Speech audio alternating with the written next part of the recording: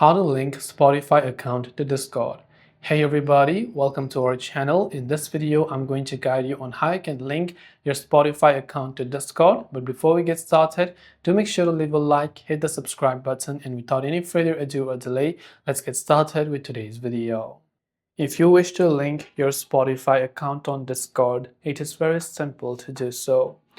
Now to link Spotify account to Discord, first just launch the Discord application. Tap on the profile icon from the bottom right. Tap on the gear icon from the top right. Go to connections. If you haven't added Spotify, tap the add button and add Spotify and log into the account you want to connect and turn on both of these toggles. Now open up Spotify and log into the exact account that you wish to link.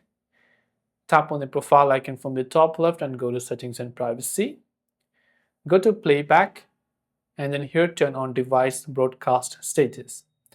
When this is enabled after you've linked it, if you play a certain song on Spotify, it will show the activity on the Discord app. I hope the video helped you. If you have any questions, feel free to also leave them down below. Thanks for watching till the very end and see you soon in the next video.